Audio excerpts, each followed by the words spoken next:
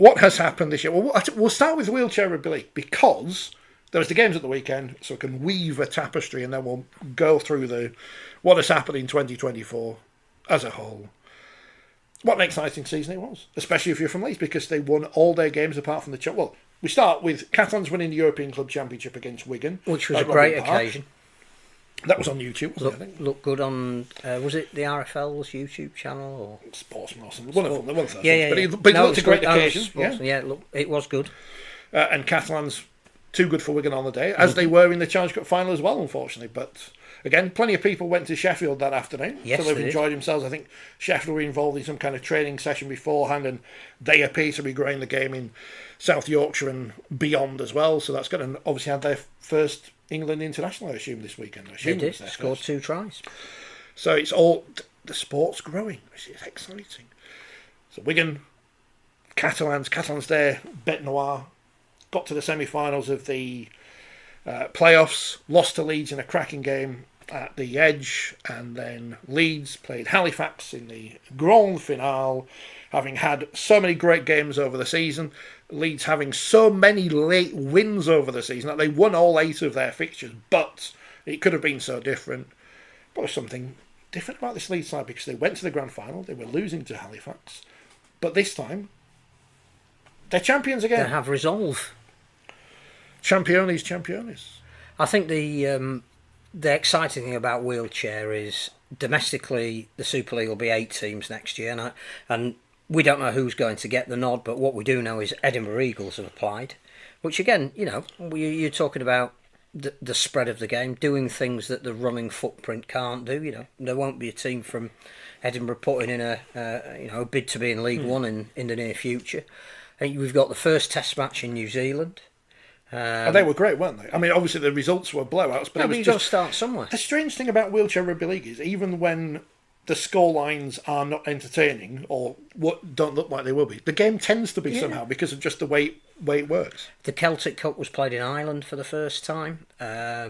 Wales toured America at the start of last year, which is easy to forget because it was last February. So, I mean, in terms of its footprint, Wheelchair Rugby League has maintained that forward momentum. I was going to tell someone else this and I forgot, so what I'll say on the podcast instead. At St Helens we've got this link up with Liverpool now because of the women playing. Yep.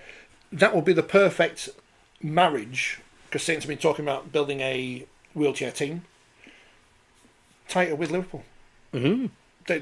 I'm sure it works on Liverpool's foundation. I'm sure they will be looking at stuff for disabled sport or para-sport or whatever you want to call it. Yeah, absolutely. That'll be part of their aims and objectives. They might be able to find a sports hall, because seems to be the sticking point for a lot of these teams. So, no, I thought we ended the wheelchair season with a really compelling watch from France. I mean, clearly there'd been 2 internationals on the Thursday. England played Spain and France played Ireland. A lot closer than you thought in both games to an extent. And well, the whole thinking behind it was to give all of the squad players in the performance unit a chance to experience playing international rugby league. So the debutants in the England 16 played in that first game. Great to see a revival of Spain, who we saw in the World Cup, but not a huge amount has happened since. But they're obviously still keen to be part of the European scene, and they're talking again about developing their running footprint on the back of Wheelchair Rugby League. France, who gave some of their fringe players a chance as well. They played Ireland, and full credit to Ireland for travelling. There's not huge grants about for that kind of thing. It's a hell of a commitment. And then the England and French performance sides, for want of a better word, played each other on Saturday, 32-28 to France. England were leading 12-0. Quite a feisty game. They clearly do not like each other. Sin binning for Seb Bashara. Yeah. With running in. Scrap. I say running in, wheeling in. I was talking to someone during the game. We did say a bit of a scrap would either go viral. People would like that. And it was close. It was a lot of pushing and shoving in a chair. It was. I've never seen a game, and obviously it's not as if I've watched hundreds of years of Wheelchair Rugby League, but Well, there there's so hasn't many, been hundreds of changes. so many stoppages for chair breakages and stuff. Wheels were popping all over the place and falling out. And I've seen Martin Coyd on TV so much wandering on with his as a headset. mechanic. Yeah. But it was.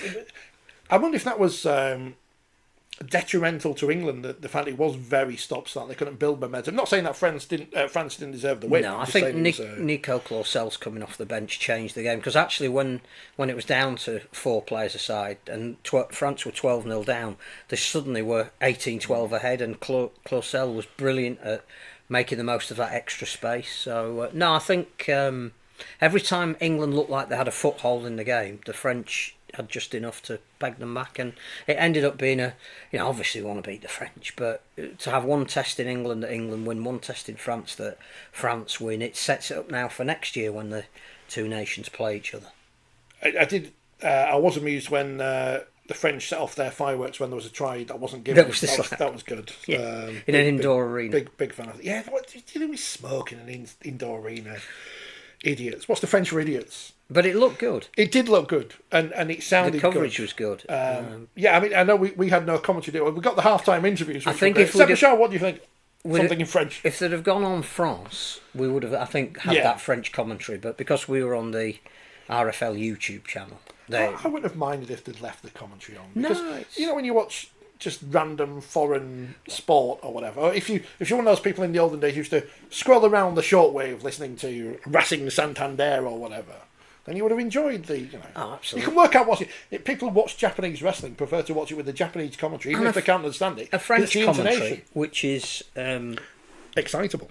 Yeah, I think their team winning late on would have been a great listen, but it was a great watch. Yes. And a good season for Wheelchair, and as has been said in this very studio a couple of times, we just need to get more promotion for it. We need more people to get eyeballs on it, because the sport will sell itself. People believe that these two teams don't like each other, and that is a key factor in getting people to watch, because I know they obviously get on. There's mutual respect, but there's also there's a dislike there, and that's good. Yeah. Because there's a lot of things in sport that aren't real, and this is real. No. And the thing is, after watching it, you want to, when's the next Test match? Yeah. I know you want to build the club game, but also England-France is just this great. You're also building up to the next World Cup, which is likely again to be an England-France final. Unless, obviously Australia look quite good against New Zealand. We'll see. It's like a concern that Spain had Eric Perez on the bench. Well, he's certainly not a Cornwall anymore. It's always been. But yeah, both those games were closer than you would have expected, and no one is saying that wasn't England. Or in the way that, if you remember before Adam Rigby captained him, he's a fantastic player, and Jack Heggie was superb. And he's been on the podcast. When it was the draw last year for the European Championships, it didn't happen, and England were going to go to Serbia and whatever. And it was very much, this is the England night. No, just say it's England. No, it doesn't matter. And this was England. Because I'm sure... Joe Coyd played. He was on the Wheel of Steel shortlist, wasn't he? He may or may not be on the... of course. Golden Wheel. But when England played Japan yesterday in the other rugby, I'm sure that was a much changed side, because you don't need to put all your stars out there. But no one says, it's not England. I mean, I don't know either. Someone did a pass behind his back. I thought, rang chase. What's happened to him? Nico Clausel didn't play in the game in. No, he didn't travel over. No. Lots of people with legs missing and stuff. It's great when people are hobbling around with one leg and you think, what's going on here? They're having their chair fixed. Yeah, no, it was a brilliant spectacle, and it ended a season where, again, I think there's much to build on. Person of the year in Wheelchair Rugby League? Because that's a different thing to... I mean, again, you've